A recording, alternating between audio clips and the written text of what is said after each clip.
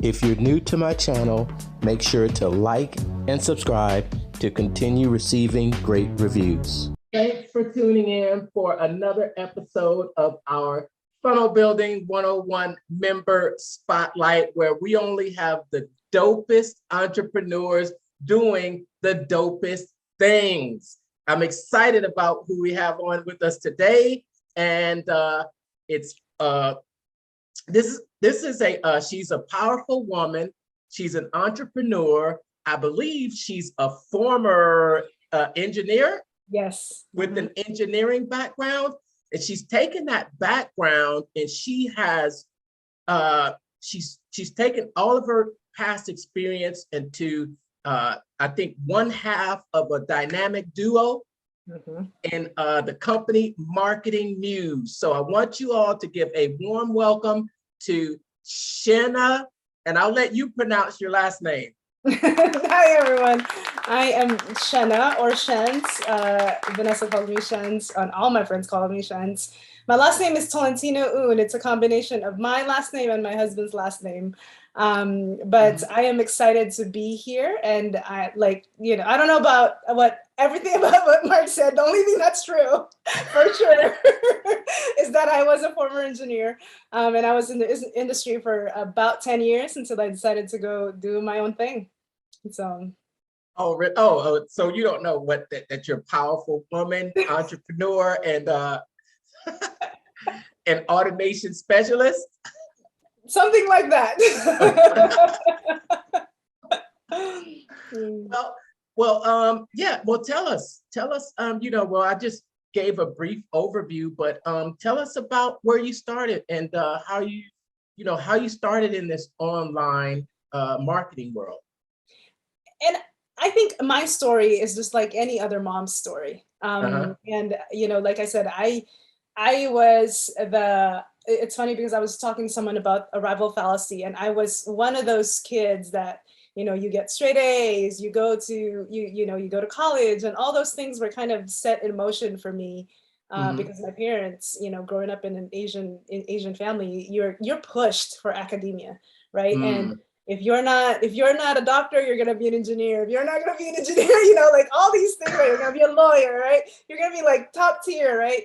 And when you were young, you were told you reach these things and you'd be happier, right? And so you went to college and you're like, after college, I'm gonna be happier. And you went to, you finish college and you're like, I'm gonna get married. And after getting married, you're gonna be happier. Nope. And so you're chasing something, right? And there's something inside you that's just dying to get out. Really? And then of course I lived my life. I graduated with engineering, and all this and that, and was in the industry for 10 years, and I got married, and then I have kids. And my first child. Did you grow up in the United States? I actually grew up in the Philippines in my first 13 years, and then we moved to the US. So I went to high school here and went to college here. And even in the Philippines, you were pushed for academia, right? Because school is going to get you there, right? Oh, really? Right. And I'm sure that everyone has a similar story about school getting you there, right? Academics will get you there. And it did get me to where I needed to be. But so I got married, and then my first child, I dropped off in his first year, dropped off to daycare. And in my head, I was like, oh my God, my kid, if you think about it, you're at work from 8 to 5. Right? You get up in the morning, you get your kid ready, and then you drop them off. And then you go home, you pick up your kid, you go home, serve them dinner, and then you put them to sleep.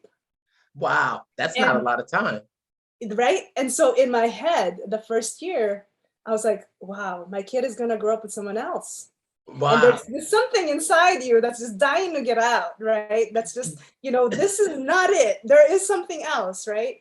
Wow. And so I have that in the back of my head. And then I have this, this whole syndrome about my kid just kind of growing up with someone else. And, but growing up, I've always read books with John Maxwell, Tony Robbins, those are the kind of books that I've always been kind of, really latched onto. But one of the books that was a huge turning point, which was Rich Dad, Poor Dad. And he had the quadrant, right? And you're either employed, self-employed, business owner, investor. And in my head, I'm like, okay, I want more for me and I want more for my kids. And I also want my kids to not grow up with someone else. And then I got pregnant again. And so that was, to me, the ultimate turning point, because now I have a choice to make.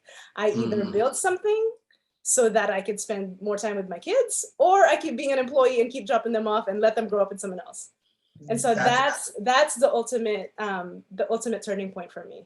That was, and I was pregnant with my second one. Let me tell you guys, I was hustling lunch break. I was, working on my business. At the time, I was a fitness blogger. I grew up, and I actually accidentally grew an audience in the fitness world. I grew an email list, and all it was playing with Facebook ads. And the game in my head at the time, Facebook ads were super cheap, right? The game in my head was, how low can you go? And it still is. That's still the game. But at the time, it was like pennies, for clicks, for leads, for sales. Oh yeah. Oh, it was so cheap and it was so much fun. And, as an engineer who really loves numbers and gaming and all that. So and that's what it is so I was hustling. I was pregnant, a lunch break. I had a full-time job. I would wake up early, work on my business, get my kid ready, drop him off, work. And then at lunch break, I would push content. I was writing like 1,000 word, 2,000 word blogs, like just getting content out, right? Making sure those emails are sent, go back to my job, get my kid, and then pick up my kid, and I was pregnant, right? And then it was just like this, like the first year, when the light turned on, it was just like that. It was just like, you're hustling. And then that was the point.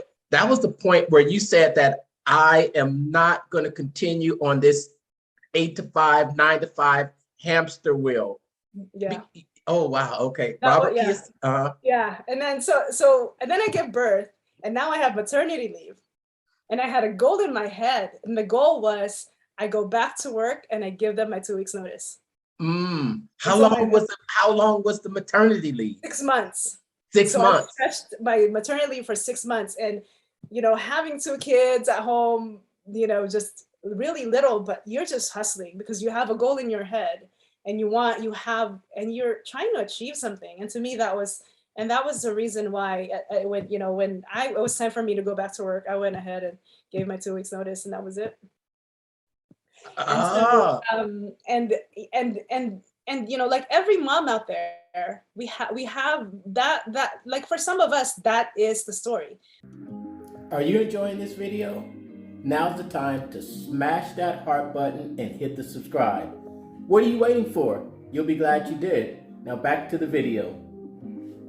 Our kids really push us to find something else because we want them to not grow with someone else. We want them to have time with us because, and one of the things that I post about is time, right? Because those are the time you'll never get back, right? Those are the years that you're going to miss out if you don't make the choice that you want to make now. Right? Absolutely. And so that's how Grateful Solutions is the brand that I built, is the brand that I business, is the brand that runs and manages Facebook ads. And Marketing Muse is a partnership that I built with Vanessa. And Vanessa and I actually met. So when Vanessa and I met through a coffee chat, it was a virtual coffee chat. Virtual coffee shop? Coffee chat. Coffee chat. Okay, yeah. Okay. And I told her my story, and she just latched on because she's also a mom, right? And she was like, "You're right. you're right." And I'm like, "This is a story that every mom has. Every mompreneur has a similar story." And we decided to build a group. And at the time when we built a group, we were like, what is the group about? We know what we just wanted to build a community. We know we wanted to build a safe space so everyone can come in, talk about, entrepreneurship, talk about their business. And it's just a safe space for everybody with no spam. We can talk about our struggles too. And for the longest time, our goal was just grow this community. And Marketing Muse was actually born this year in March, when we decided to focus on the 3 C's. to make a massive impact in your community, in your business. And the 3 C's are community, connection, conversation. And what I found in my 6+ years or almost 6 years of being in business is those 3 things are really what makes a difference in your business. And the connection, community, connection, and conversation. Yep. Community, connections, and conversations. Yeah, I know you. Oh my goodness, that's an awesome story. How you both came together, and now you had similar missions, and now you've just combined forces, and you guys are growing. Just what you just said. You guys are growing an amazing community and having unbelievable conversations, and you're supporting others that are on that same journey. Yeah. Yes, I love that. I love that. This is all new to me. Wow. Okay. Well, that you spent that much time as a fitness blogger. So now you guys focus on community and connections and conversations. And what, as far as the entrepreneur space, you guys are doing a lot of automations, and you're supporting those women in their journey to maybe, would you say, kind of make that decision to not give up the time that they're sacrificing. You could say they're sacrificing, trading time for money when they could be trading their time for time spent with their kids. Yeah, I think the value of time for me, and you know that you've seen my posts about time and valuing it. And basically that's what we do. And that's the beauty of automation. And that's the beauty of putting a foundation, right? We call it a foundation in place so that you can build your community, so you can have those connections, so you can have a purpose-driven conversations. It's because you set a foundation correctly. And what's in this foundation is automation, right? Because now you're not having to worry about following up with someone. Now you're not having to worry about making sure that this person got the email. Now you're not having to you manually schedule someone, right? You're literally just, here's my calendar, go ahead and schedule yourself. Whenever you're available, I'm available, right there, right? And that frees up a lot of time. And now the time that you have, you can spend however you need to, right? Whether that's kids, like for me, my time is blocked for when I need to pick up the kids, when I need to drop them off, when I need to spend time with them. I have 2 boys. And so one of the ways that we spend time is we play Call of Duty. You're a video game. You're a gamer. They are. I'm not, but it's just one way for us to spend time, and that's all in my calendar, so that way it's blocked, right? And then of course you make time for connections like this. You make time for conversations, because now I'm not having to worry about all the other stuff, because it's either scheduled automatically in my calendar, it's set up in the automation in the foundation that we built, and all that good stuff. So that's really what we're buying. We are buying time because we're setting up these foundations, so you're not having to spend time doing all the other things. Yes. Time is time. It's these tasks that can be automated, and it takes up room up here. Yep, it really does. It really does. It takes up room up here. But I've seen you actually, you do the work up front. Do the work up front, and then I think I've seen you just mapping out these entire, automations, and I'm like, wow, that's rather than you sitting here in front of the computer and this is something you're going to do over and over again, you do it once, and then you can set it up so that it's going to run in the background while you can do other things. And that's the beauty of automation, right? And that's why we build automations, So for that reason too, so that we don't have to do the same thing over and over again, and just let the computer do it. That's what it's good for. Yeah, I agree 100%. When you how does being a mother and that help you, in your business? A lot has being a mom has helped a lot in my business a lot, mainly for patience and empathy, right? Because growing a business is like raising a child, and you learn to crawl, you learn to so you can walk, and you don't just give up crawling because you don't think walking is worth it, right? Like that stuff is worth it. That's why you crawl. And when you hire a coach and they show you what the possibility is, but they put you through a process, you have to trust that process, because that future is worth it. And that's kind of like how a kid is, right? It's the same with business. You got to learn the little stuff. So because you know that walking is worth it, because you know that running is worth it. And so right now my kids are learning how to swim, and they've seen me swim, pretty well, and they always said, oh, I want to swim like that. And so right now they're learning how to swim, and I'm like, you got to learn these little things so that you can get there, right? It's a process, and you have to trust that process. And it may feel like drowning sometimes, but that's part of the learning process, right? Because that is worth it. That is worth it, because you want that. And if you really want it, you trust the process, right? It's the same with business. Yeah. The possibility is there. We see it all the time. You can just scroll Facebook and you'll see everyone's success stories. And if you want to get there, trust the process. It'll get you there. Crawl. And then as you start to walk, you're going to fall. You'll fall. It's still worth it. You'll fall. And when you have a coach or someone that can support you and lets you to take a few steps, and then it maybe even sometimes let you fall. Yep. So you know what it feels like to fall. Yep. That's how I learned to ride a bike. I learned to ride a bike by falling. There you go. Yep. Yeah.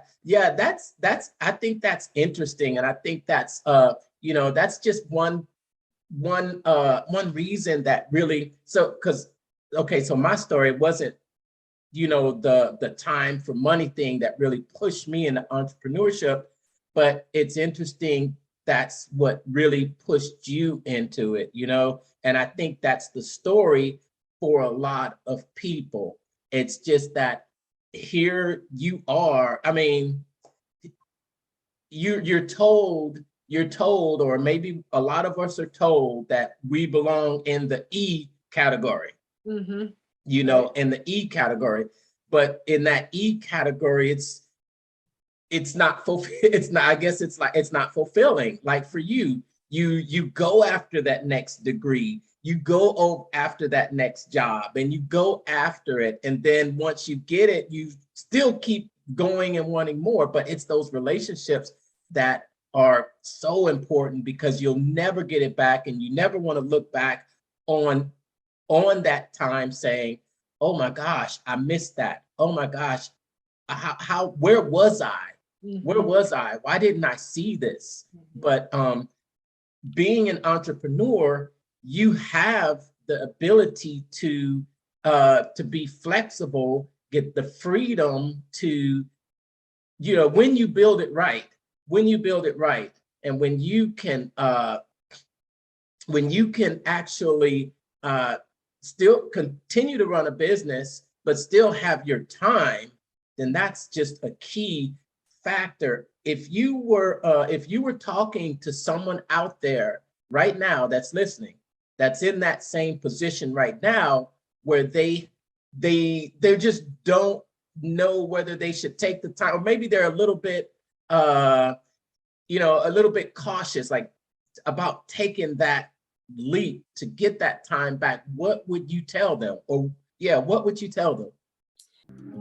Hey, are you enjoying this video? Well, now's the time to smash that heart button and hit the subscribe. What are you waiting for?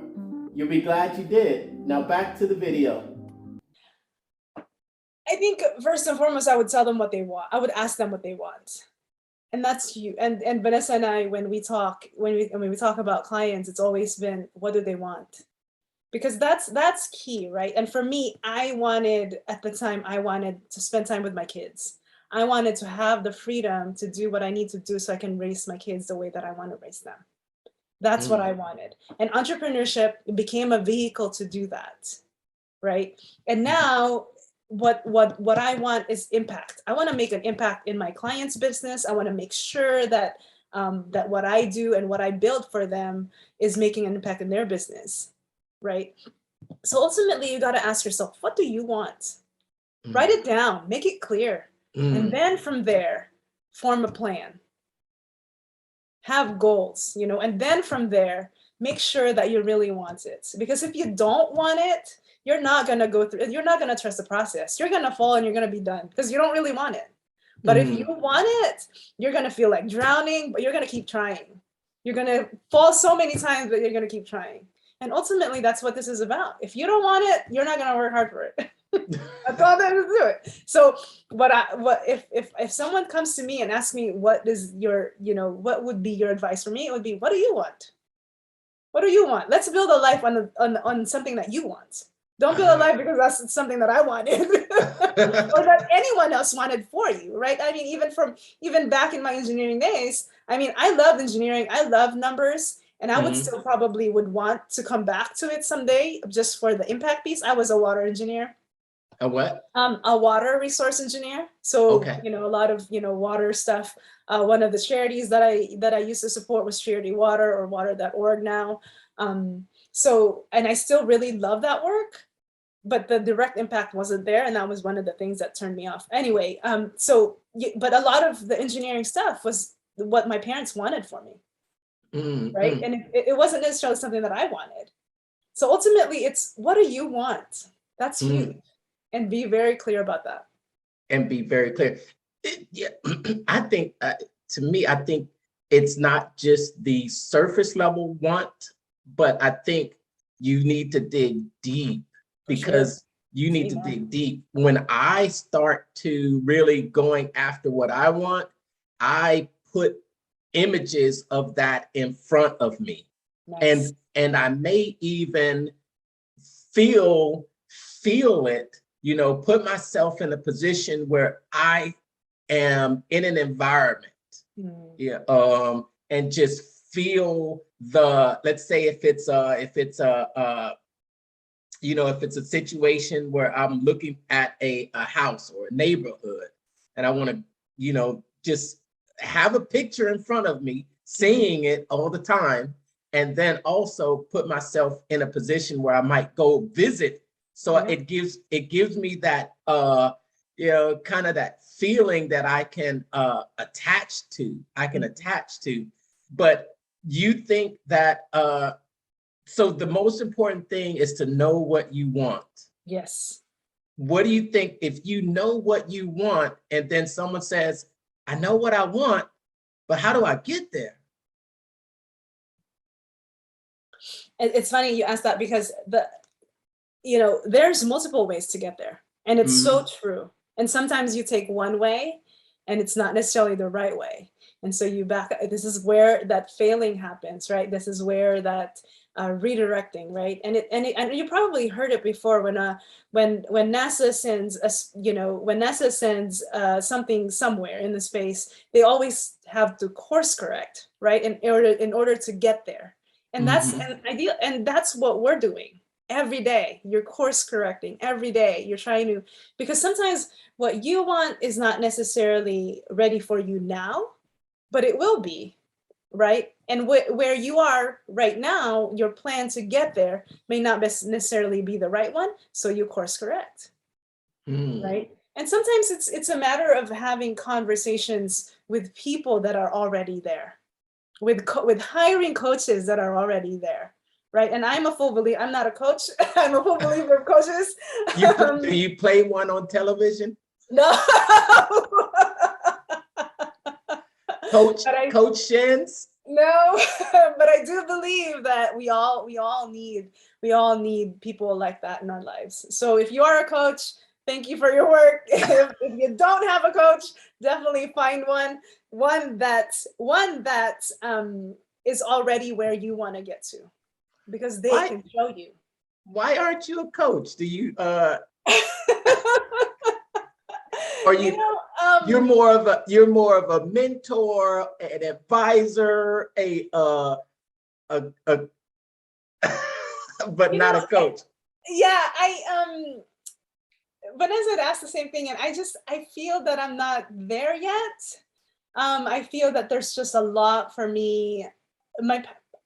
So tech comes very easy for me. I can pick up anything very fast, and to me, that's just something that I tend to want to play in tech, and I feel like that's not necessarily a coaching job. I was a tech coach at one point for a coach, and it just felt, there were some instances that it became draining, and for reasons that people want to get there but are not willing to work for it. And it's it's really that, it's like, do you really want it?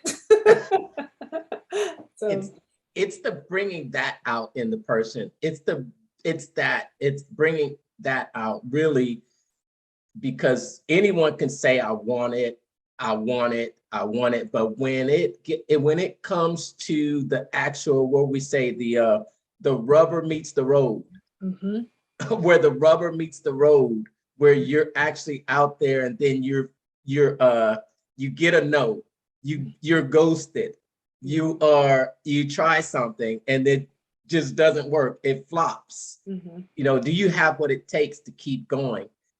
And with the coach, you have to be able to instill in them that ability to look at it from the right perspective, so they can continue going. And all right, Coach Shennz. I think we're right at about the 20-minute mark. But before I let you go, I want to ask you a question. I'm going to put all of your information out here so that if anyone wants to connect with you, I want you to tell that to how they can connect with you. Your Grateful Solutions, yes, and also the private Facebook group for Marketing Muse, which is the 6 figures to scale now. But for anyone, I want to ask you just the last question. For anyone out there, what don't they know? What don't they know about starting an online business and making it to be successful? What doesn't somebody know? I don't know that it's not known, but I think that it's not talked about. And it's 3 things. And before we started this conversation, I asked what type of audience you have. And the reason for that is I wanted to make sure that what I will say makes sense to them. And I feel like regardless of whether you're a freelancer, service provider, funnel builder, funnel hacker, whatever you want to call yourself, I think these 3 things are ultimately what's gonna make you and break you in this space. It's having self-trust, having self-love, and knowing your self-worth. Those 3 things, because someone's gonna come up to you and they're gonna say, oh, can I buy your stuff for half off and we'll trade? And then you look inside yourself and go, holy crap, I'm gonna sell my $5,000 package for $2,000 and we'll trade. And if you don't trust yourself enough to make a good decision, enough to say yes or no, you're gonna be in that space where you're insecure, you're feeling crappy, unsafe. And that's not a good face, because now there's this offer that was made to you that totally knocked you off of the security space, out of your peace, right? And so, but if you have those three things, if you trust yourself enough to make that good decision, if you love yourself enough to know that I am not selling my stuff less than 3K because I know it's worth it, you're gonna say no, right? If you know your self-worth, and you have that line, then you're gonna say no, right? Mm-hmm. So those three things I feel like are really what's gonna set you up for good and bad. And I'm not saying that's not a bad deal or a good deal. It's really up to you, right? Mm-hmm. It's really the things that the deals that you made with yourself. So I'm gonna make a quick example. There's a lady that came to Vanessa recently, and she said she knows her stuff. And she's been coaching in person and all this and that. And then one of the things that I asked is, does she have a coach? And Vanessa said, yes, she has a coach, but she doesn't want to do what the coach does. And that was a red flag for me. And I immediately said no, because this person paid someone to coach them, but they're not listening. So how can I expect myself to come into this person's life and say, here's what you need, and how to expect them to listen to me? I don't. So I'm just going to wash my hands of that relationship. And we just said it was just an automatically no for me, because I know my worth. I love myself enough to keep my peace, right? Yes. And I trust myself enough to make that decision that however much she's going to pay me is not going to be worth it, because the better client's going to come through. That's a great example. That's a great example of knowing yourself, trusting yourself, and loving yourself. Awesome. I'm sure. Thanks for listening in. And Shen, before we let go, tell everybody how they can contact you. So the easiest way to reach me is, add me on Facebook. You can DM me. I love coffee chats. Those are no pitch, zero commitment. We just talk about you. We talk about business. We talk about motherhood if you're a mom. We talk about anything. And if it's just, one way to vent, then it's just one way to vent. So yeah, you can add me on Facebook, DM me there. You can, we do have a Facebook group called Systems to Scale. I'll go ahead and add it in the comments when this goes through, and you can join us there too. That's one way to join us and be in our orbit. Awesome. And your orbit is like going to the moon. It's getting there. We're course correcting. Constantly. I think, remember the first trip to the moon, they actually circled it once. Right. Or they had exactly. Yep. Because they missed it. Yep.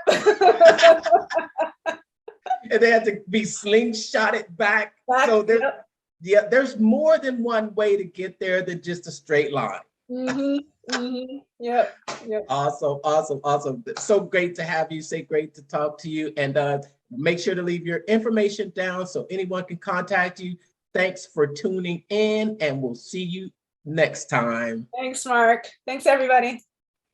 If you're just starting out online, you're probably studying a lot. That's great. You're probably geeking out on all the strategies also, right? But that's also great. But the hardest part is figuring out how to communicate in a way that makes someone want to buy from you and how you should sell to them, right? Well, that's also what I struggled with for a while until I found the formula. So I created this free 5-day challenge called the Make More Money Marketing Challenge to get you on track with your marketing, and more importantly, the right sales scripts and processes to get it off the ground and getting people to take you up on your products, services, and your opportunities. You want to come? Well, there's small groups on purpose, so I can answer your direct questions for 5 straight days. You can hold your spot by going to www.thementalmarketer.com/4M Challenge sign up. Again, that's thementalmarketer.com/4M Challenge sign up. Check the site for dates and times. I'll see you on the inside.